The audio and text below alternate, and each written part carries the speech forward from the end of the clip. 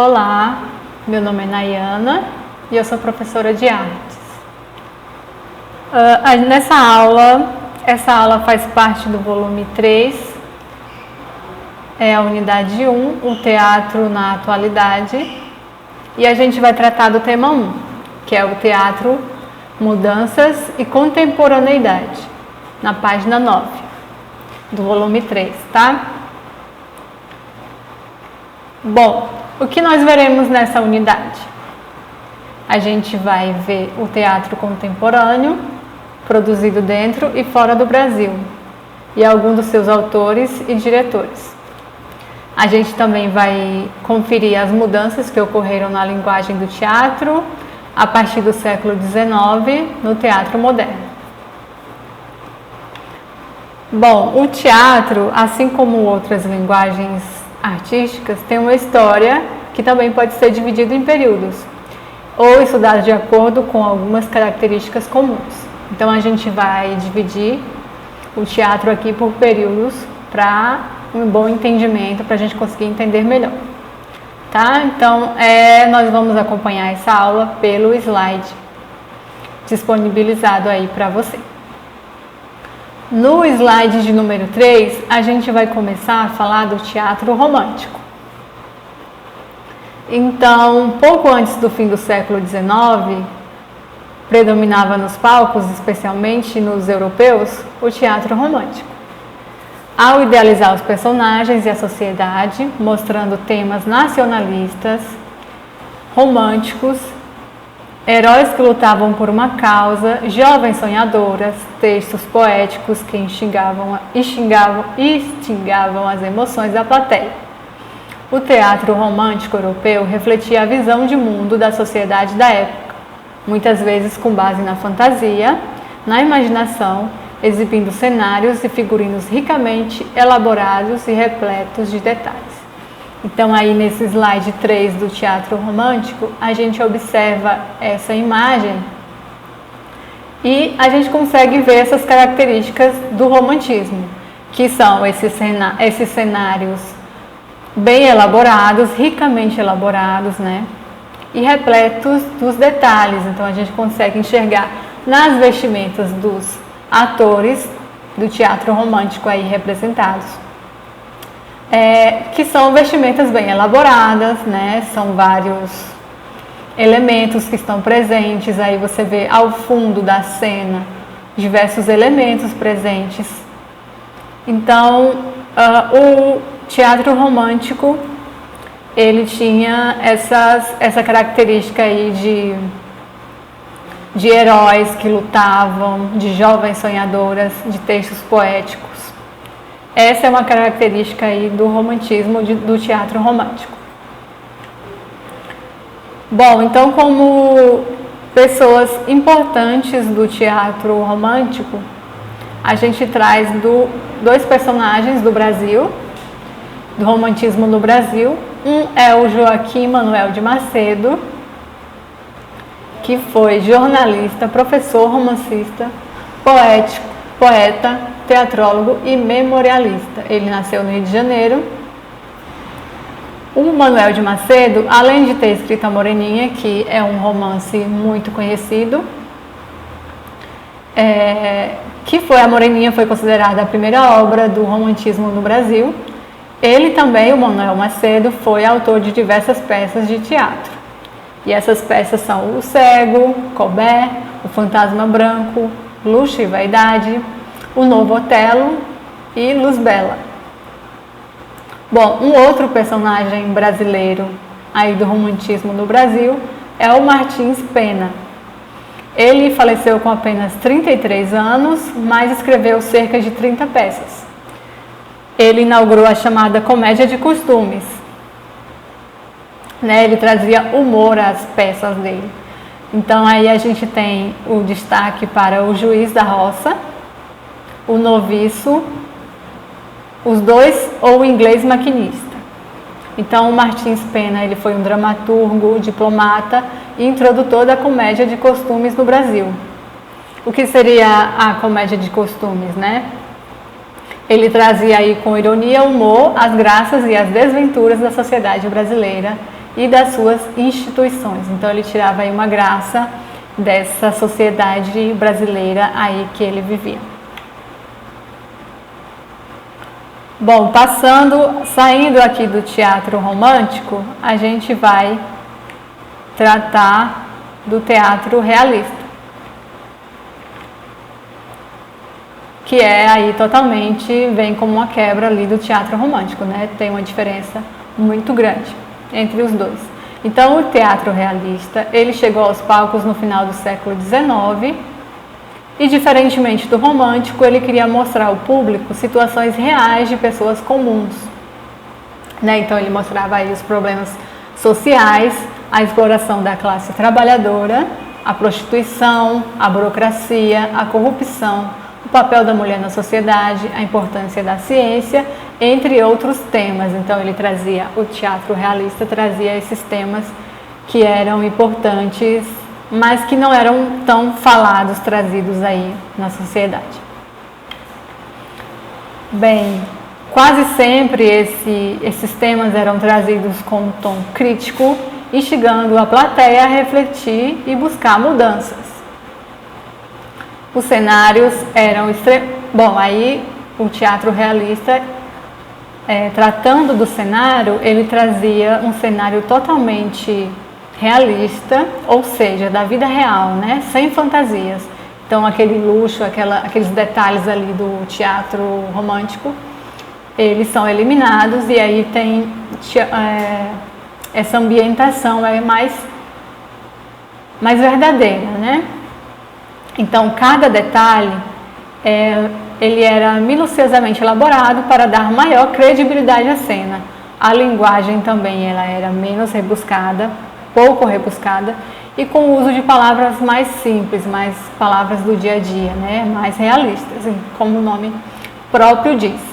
Então, aqui no slide 5, a gente tem uma cena de um teatro realista. Então a gente consegue perceber aí na vestimenta dos atores. São vestimentas mais reais, né? Do dia a dia. Não tem brilho, não tem tanto rebuscado. E aqui o fundo do cenário você percebe que é uma casa, né? Tem aí as paredes normais, então é uma cena bem real. Então essa é uma característica do teatro realista. Bom, aqui a gente vem no slide de número 6, a gente vai ver alguns escritores do teatro realista europeu. Então tem o francês Alexandre Dumas Filho, que escreveu A Dama das Camélias, que é uma peça muito conhecida, que tratava da prostituição, que era um tema bem controverso na época, que as pessoas não queriam tocar nesse assunto. Então aí o Alexandre Dumas vem com A Dama das Camélias. A gente tem também o norueguês Henrik Ibsen, que escreveu A Casa de Bonecas, que ele questionava o papel social da mulher, né? O papel da mulher naquela sociedade. Ele vem questionando aí com A Casa de Bonecas. E aí a gente também tem no teatro realista os russos, o Tchekov com A Gaivota e o Jardim das Cerejeiras, o Nikolai Gogol com O Inspetor Geral e o Casamento e o Maxim Gorky com Os Pequenos Burgueses. E aí eles mostraram situações políticas, a burocracia, a exploração dos mais pobres e o cotidiano do povo russo, dentre outros fatores também. A partir daí a gente vai passar para o slide 7, que é o teatro realista brasileiro. A gente viu agora os escritores do teatro realista europeu e a gente vem para o Brasil, com o Machado de Assis. No Brasil, o realismo destacou-se especialmente nos textos do grande representante da literatura brasileira, o poeta, romancista, cronista, jornalista e dramaturgo Machado de Assis. Ele escreveu, entre outras peças, o Quase Ministro, essa peça Quase Ministro foi publicada em 1864. Então a gente tem aí também a foto do Machado de Assis, né? Bom, a partir daqui a gente pode passar para a atividade da nossa apostila, que fica na página 13, a apostila de volume 3, na página 13. Tá? A gente tem aqui uma atividade, a atividade de número 1, que chama romântico ou realista. Então ele pede aqui nessa atividade que a gente releia o texto, um pouco de história e observe as imagens. E depois a gente vai responder as questões. Então, a questão 1 é: qual é a maior diferença entre o teatro romântico e o realista? Então, como a gente pôde observar as diferenças do teatro romântico e realista, é que o romântico ele tem um teatro rico em detalhes, dos cenários, das roupas, das vestimentas, e os temas também que são tratados são temas heróicos, são temas de amor, né, de grandes romances.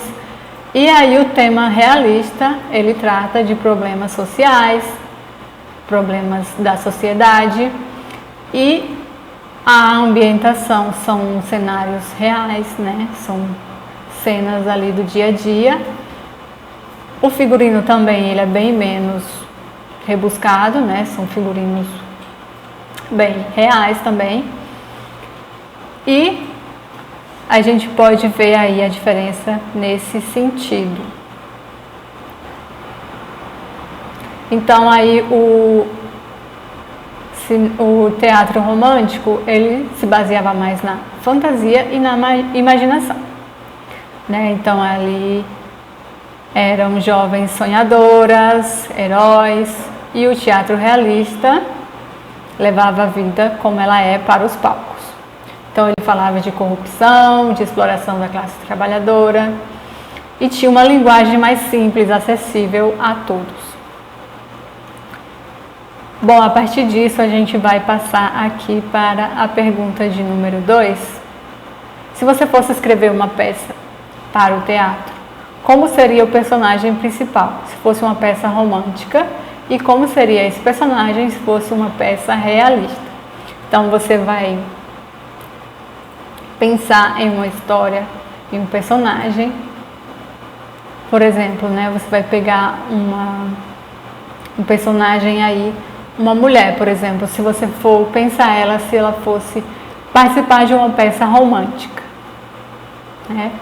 Então coloca ela dentro de um contexto, de uma história, o que ela vai tratar, qual será o conflito que ela terá, né? O que acontece na vida dela. Então você vai pensar numa peça romântica e, né, uma pessoa que idealiza alguma coisa, e como essa personagem seria numa peça realista, né? Então, quais as causas, as questões que essa personagem teria.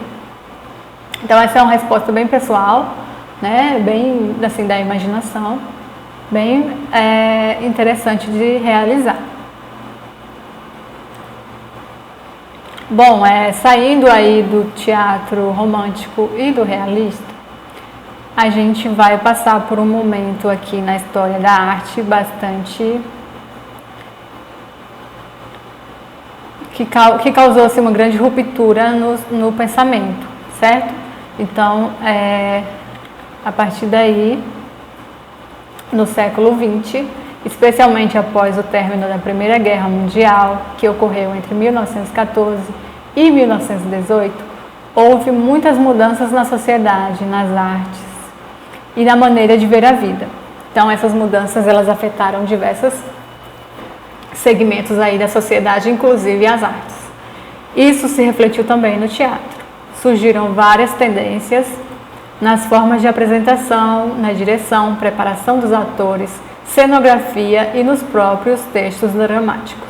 Então essas mudanças aí elas refletiram em praticamente toda a organização ali do teatro, né? Na direção, na apresentação, nos atores, nas na cenografia e nos próprios textos, que é o que a gente vai ver aqui, alguns tipos de teatro que surgiram aí, especialmente depois da Primeira Guerra Mundial. Então a gente começa aqui com o teatro épico, e os grandes representantes do teatro épico foram os alemães, o Piscator e o Brecht, foram os maiores representantes do teatro épico. Bom, aqui a gente está no slide de número 9, e a gente consegue ver aqui uma foto de um teatro épico. O que acontecia ali no teatro épico, né? Eles defendiam a ideia de que o público não poderia confundir o teatro com a vida, com a realidade. Os cenários não eram tão elaborados, nem os atores se identificavam com os personagens, e a história misturava cenas do presente e do passado. Tudo isso para criar o que chamavam de distanciamento, causando um estranhamento proposital que deveria fazer a plateia refletir. Então a intenção era de que houvesse um estranhamento da plateia, que causaria ali uma estranheza proposital, né, para causar uma reflexão. E aí o Brecht, que é um desses representantes aí do cenário épico, ele afirmava que o teatro era uma forma de conscientizar as pessoas, especialmente sobre as questões políticas. E ele, juntamente com o Piscator, eles, por assumirem essa posição de questionamento aí da sociedade, eles sofreram uma perseguição política aí muito forte com a ascensão do Hitler na Alemanha nazista, né, durante o regime nazista. Então eles sofreram uma perseguição e eles tiveram que deixar a Alemanha durante a guerra.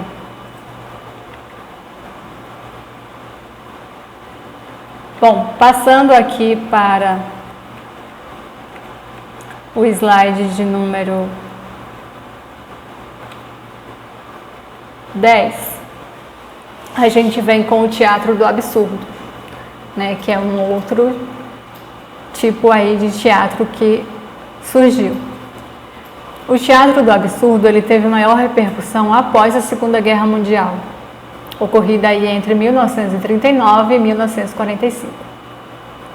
E o teatro do absurdo tratava da destruição, da perda de valores, da angústia, da falta de comunicação e da solidão, das relações fragmentadas, da falta de sentido de vida, da morte inexorável, contra a qual não se pode fazer nada. Algum desses sentimentos relacionados à própria guerra e às suas consequências. Então você imagina que o mundo passou por uma guerra, a Segunda Guerra Mundial, e como ficou esse mundo, né, após a guerra. Então as pessoas ficaram com questões assim diversas. Então o teatro do absurdo vem refletindo essas consequências aí da Segunda Guerra Mundial. Então ele fala aí de falta de sentido de vida, de futuro, né? Então são das relações fragmentadas, da perca de vida. Então esse é o teatro do absurdo. E o maior representante do teatro do absurdo é o italiano Pirandello. A peça mais conhecida aí do Pirandello é 6 personagens à procura de um autor, de 1921. Essa obra mostra o teatro dentro do teatro, em que atores, personagens e público se misturam e se confundem. Os autores criavam cenas e diálogos incompreensíveis, com a intenção de mostrar que faltava algum propósito na vida, que o ser humano perdeu referências diante das incertezas e do absurdo. Então a gente consegue aqui perceber que era um momento de grandes incertezas e que isso aí também se refletia no teatro e principalmente aí no teatro do absurdo, que teve como principal representante o Pirandello. A gente consegue ver aí também uma imagem, né, nesse slide 10, do teatro do absurdo. Então você consegue ver aí a expressão dos atores né? Consegue analisar aí as imagens. Passando para o slide de número 11, a gente vai conhecer o teatro da crueldade. A proposta desse teatro era realizar uma crítica à cultura do espetáculo e à racionalidade da sociedade ocidental, promovendo com o teatro a reflexão sobre algumas certezas humanas. O termo crueldade refere-se à noção de o teatro ser um processo doloroso, quase um ritual. Então aí o teatro da crueldade, ele vai ser uma crítica àquele teatro espetaculoso, né, bem produzido. Então ele vem aí como uma crítica a isso. E o principal representante do teatro da crueldade é o Artaud, Antony Artaud. Ele afirmava que o teatro não deveria ser um divertimento, um lazer ou um passatempo. Ele propunha que fosse apresentado nas ruas, nas fábricas, nas lojas, nos galpões, nos hospitais, para que as pessoas se confrontassem de fato com os seus próprios problemas. Nessas apresentações quase não havia distinção entre palco e plateia, atores e público. Todos eram chamados a participar. Então essa também é uma característica aí desse novo teatro, que é essa participação do público, né? Essa interação entre os atores e a plateia. A gente viu isso no teatro do absurdo e também aqui no teatro da crueldade. E o Artaud, que é o principal representante do teatro da crueldade, é um teórico muito importante para a história do teatro. Então, se você decidir estudar teatro, com certeza você vai ter o Artaud como uma leitura bem importante para isso. Bom, aqui, continuando, o Artaud ele teve um papel fundamental na história da dramaturgia mundial. O Teatro e seu Duplo é o nome de um livro do Artaud.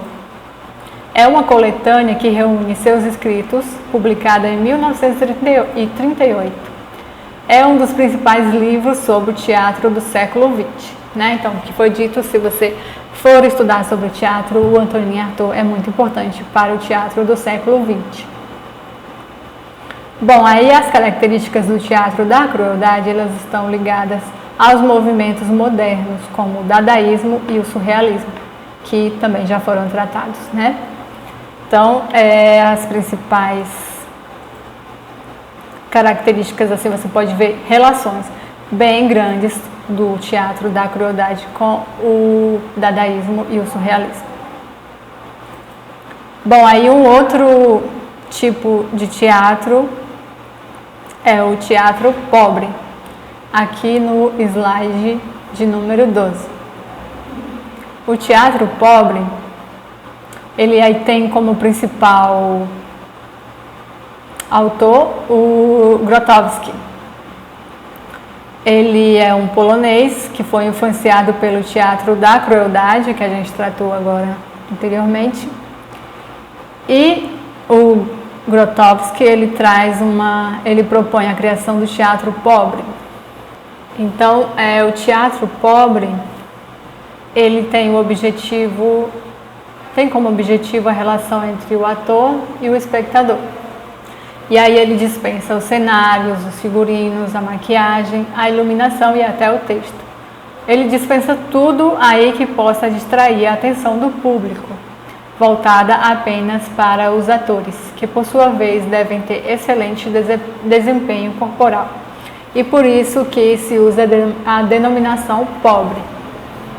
Né? Então o pobre aí não está relacionado à economia, mas ao entendimento que muitos acessórios aí do teatro, eles são armadilhas de distração do espectador sobre o que é essencial, o trabalho dos atores. Então no teatro pobre, o que era o essencial era o trabalho dos atores. Então ali ele tinha a característica de pensar que o cenário ele iria tirar a atenção do principal, o que seria o principal era o trabalho realmente dos atores, né? Então, com isso dispensava também maquiagem, figurino, iluminação, qualquer coisa que fosse distrair, né, que levasse distração para o que estava sendo representado ali pelos atores. Então,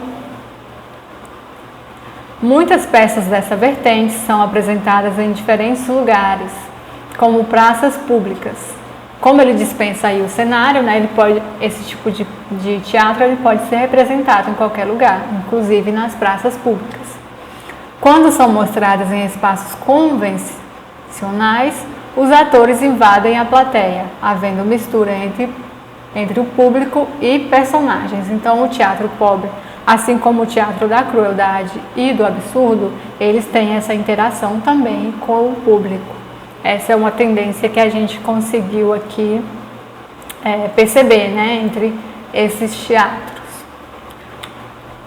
Menos o teatro épico, né, que o teatro épico aí, ele queria um estranhamento, ele tinha a intenção realmente de ter um estranhamento do público e fazer a plateia refletir. Então, o teatro épico tem essa característica aí. Então, a gente viu o teatro épico, o teatro do absurdo, o teatro da crueldade e o teatro pobre.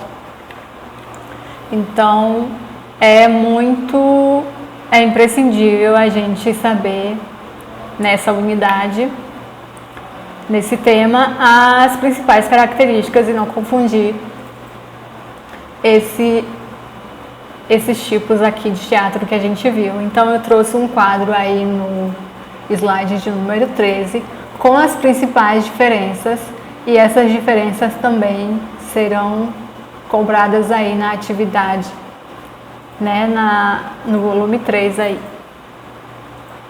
Então, como a gente pode observar, o teatro, vamos começar pelo teatro épico, né? A gente fez aqui uma lista das principais características. Então, o teatro épico, ele propunha o afastamento entre o teatro e a realidade, entre o teatro e a vida. Então, a vida e o teatro deveriam ter esse afastamento. Os cenários não eram tão elaborados, nem os atores se identificavam com os personagens. Então, os cenários do teatro épico, eles não tinham tantos detalhes, e os atores não se identificavam com os personagens, né? Eles não se identificavam com essas representações que eles estavam ali fazendo. A história misturava cenas do presente e do passado. Então, uma mesma história, tinham cenas que aconteciam ali no presente e voltavam também para o passado. E o teatro épico era uma forma de conscientizar as pessoas, especialmente sobre questões políticas. Então, aí o tema, geralmente, do teatro épico eram questões políticas. Saindo aí dessas características do teatro épico, a gente vai tratar aqui rever, na verdade, né, algumas características do teatro da crueldade. Não, do teatro do absurdo, desculpa. Depois do épico a gente vai tratar do teatro do absurdo. O teatro do absurdo aí ele surgiu após a Segunda Guerra Mundial, né? Ele tratava de alguns sentimentos relacionados à guerra, como a destruição, a perda de valores, a angústia, entre outros. Então, o teatro do absurdo, a gente pode lembrar aí que ele surgiu depois da Segunda Guerra Mundial, em um momento que o mundo, as pessoas estavam abaladas com tudo aquilo que tinha acontecido e com a destruição, né? Então, perda de valores que antes as pessoas tinham, certos valores, elas teriam que repensar tudo ali a partir daquele momento, e uma angústia também de não saber o que iria acontecer dali para frente. Então, tudo isso era representado aí pelo teatro do absurdo. Os autores criavam situações incompreensíveis, com a intenção de mostrar que falta algum propósito na vida. Então, aí eram criadas situações incompreensíveis, que era reflexo daquele momento ali do pós-guerra mundial, Segunda Guerra Mundial. Então, eles mostravam ali que faltava alguma propósito ali de vida. Bom, é isso, né? Então agora a gente vai tratar do teatro da crueldade. Enfim, no teatro da crueldade, encerrando ali o teatro do absurdo que a gente falou agora, o teatro da crueldade, ele deveria ser um processo doloroso que abalasse as certezas humanas. Então ele tratava aí de temas que eram bastante tocantes, né, dolorosos, e abalariam ali as certezas humanas e do espectador que estaria vendo ali aquele teatro. O teatro, para o teatro da crueldade, não deveria ser um divertimento, mas ele deveria estabelecer um confronto das pessoas com os seus problemas. Então, o teatro da crueldade, ele não deveria ser ali um passatempo, um divertimento. Ele teria que trazer ali questões, confrontos das pessoas com os problemas da atualidade. Ele não havia distinção entre público e plateia. O teatro da crueldade não tinha uma distinção entre público e plateia, né? Os dois se misturavam. Saindo aí do teatro da crueldade, a gente vai tratar do teatro pobre. Rever, na verdade, esses temas, né? Essas características do teatro pobre. O teatro pobre, ele tem como objetivo apenas a relação entre ator e espectador. Então, o teatro pobre, ele visa aí essa relação principal entre o ator e o espectador. O teatro pobre dispensa qualquer cenário, figurino, maquiagem, iluminação e texto. Os atores aí do teatro pobre, eles devem ter excelente desempenho corporal.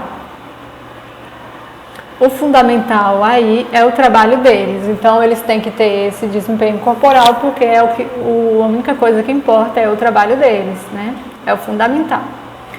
Muitas peças aí do teatro pobre são apresentadas em diferentes lugares, como as praças públicas. Então, o teatro pobre, ele pode ser apresentado em qualquer lugar, porque ele dispensa aí os cenários, né? Então, ele pode ser representado em qualquer lugar. Mas quando ele é feito em espaço convencional, né, no teatro mesmo, lá no local de apresentação, ele tem uma mistura aí entre o público e personagem. Então, os atores ali não utilizam propriamente aquele palco assim, ficam isolados ali do público, né? Eles se misturam. Então, passando aqui para a apostila, na página 18, a gente tem uma orientação de estudo, e no finalzinho dessa orientação de estudo, a apostila aqui pede para a gente reler o texto, Tempo de Mudanças, e identificar as principais características da tendência do teatro do século XX, né? Que foram essas que a gente tratou agora. Depois de localizar essas características, liste-as em seu caderno conforme solicitado no quadro a seguir. Então, vocês vão escrever no caderno as principais características que a gente falou agora do teatro épico, do teatro do absurdo, do teatro da crueldade e do teatro pobre. Então, acho que essas características ficaram bem claras, né? E vai ser bem tranquilo de realizar essa atividade. Bom, a gente fica por aqui. Encerramos o nosso tema por aqui. Agradeço a atenção.